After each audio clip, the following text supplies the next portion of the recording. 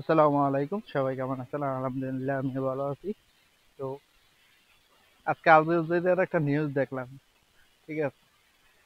যে ভারতের সম্প্রতি আমি আগেও ভারত নিয়ে কথা বলছি, যে কাশ্মীরের ঘটনাটা, এই ঘটনাটা আজকে আমি আল জাজিরার একটা নিউজ দেখলাম যে আসলে এটা একটা মোদির চক্রান্ত। তো সেম এই কথাটা দেখেন, আমি কিছুদিন আগেও আর একটা ভিডিও করছি যে এটা আসলে কিছু না, এটা সামনে নির্বাচন আছে, এই জন্য একটা মোদি চক্রান্ত। কারণ এর আগে 18 সালে একটা নির্বাচন হয়েছে, নির্বাচনের সময় মোদি কিন্তু সেই কাজটা করছে যে আপনার কোন জায়গায় আসলে সরি আমার মনে নাই। তো সেম ওখানে তাদের অনেক 40 জন সেনাবাহিনী মারা গেছে, ঠিক আছে? তারপর এটাকে পুঁজি করে কিন্তু সেইবার আপনার মোদি কিন্তু জয়লাভ করছে। তো এইবার কাহিনীটা দেখেন যে ইলেকশনে বাকি কিন্তু ওই জায়গায় বেশি দিন নাই, হয়তো বা বছর খানেক হবে এরকম, ঠিক আছে?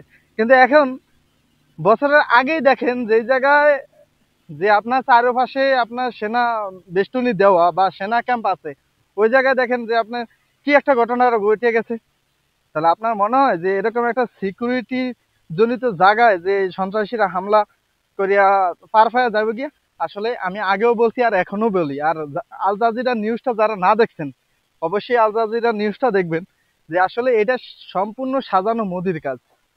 এটাকে পুঞ্জি করিয়া মুসলমানদের উপরে হামলা মামলা দরফাকর এগুলা করবে আর হিন্দুদের মন জয় করবে।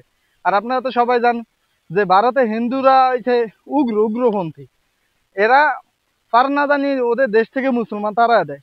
আর মুসলমান সম্পৃক্ত এমন কোনো ঘটনা হইলে তো বোঝেন যে ওই জায়গায় আসলে কিরকম হয়।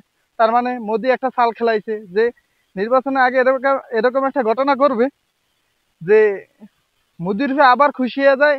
মুসলমানদের উপরে হামলা মামলা করলে তারা হিন্দু যেহেতু তারা অবশ্যই সাপোর্ট করবে মোদির, যে না মোদি সাহেব এটা করছে ওটা করছে, হিন্দু মুসলমানদের উপরে বদলা নিছে বা এরকম একটা নেগেটিভ তৈরি করে, ঠিক আছে? মোদি চাইতেছে যে আবার নির্বাচনে আসার। এখন দেখা যাক যে আসলে তারা কি ভারতের যারা হিন্দু জনগোষ্ঠী আছে আসলে কি তারা মানুষ হয়েছে, না আসলে গরু গরুই রয়ে গেছে, ঠিক আছে? দেখা যাক সামনে কি হয়, আল্লাহ ভরসা, এটাই।